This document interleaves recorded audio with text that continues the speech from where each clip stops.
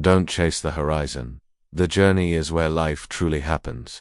What if the finish line you keep chasing was never the point at all? What if life isn't a race to win, but a melody meant to be played with heart?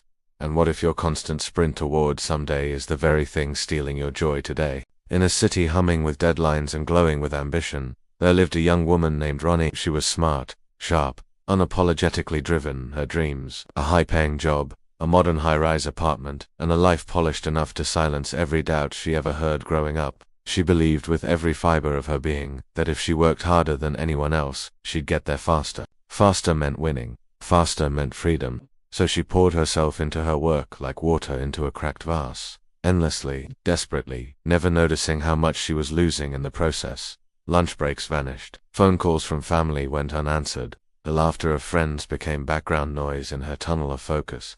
Each morning she rose before the sun. Each night she collapsed after it set. Body sore, mind scattered, heart strangely empty. One overcast afternoon, with exhaustion pressing against her ribs like an iron grip, Ronnie found herself in a quiet park, sitting alone on a weathered bench. She hadn't meant to stop, but her legs had simply given up. A soft breeze rustled the trees. Children laughed somewhere behind her, and across the bench, an elderly woman watched her with kind, observant eyes. "What troubles you, dear?" the woman asked gently. Ronnie hesitated, then whispered, "I work day and night, but I don't feel happy. No matter how hard I push, my dreams still feel so far, and I don't even know if I'm the same person chasing them anymore." The woman nodded slowly, like she'd heard these words before, perhaps from her own mouth, long ago, and then she spoke. "Let me tell you a story," she said, "about a girl and a sitar. There once was a young girl who loved music.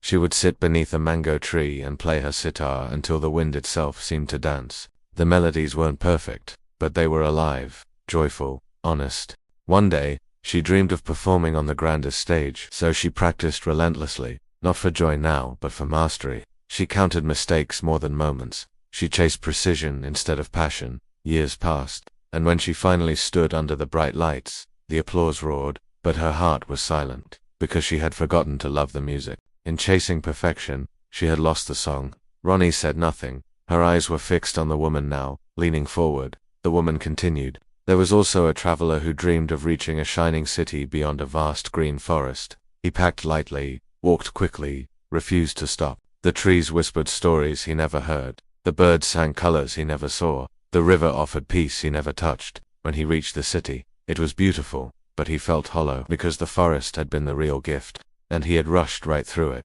Ronnie blinked slowly, her shoulders lowering. It felt like the first full breath she'd taken in weeks.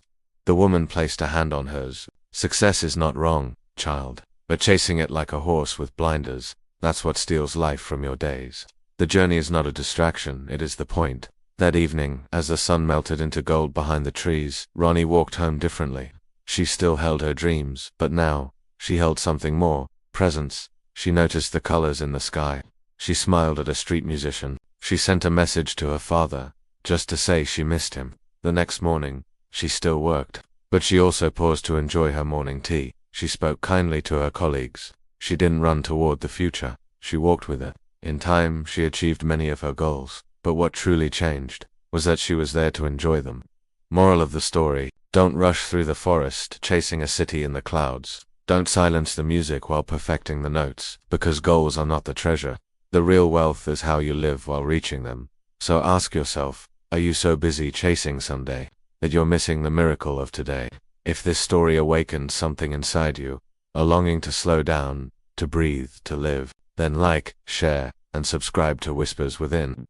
Because here, we don't just tell stories, we remind you to live them.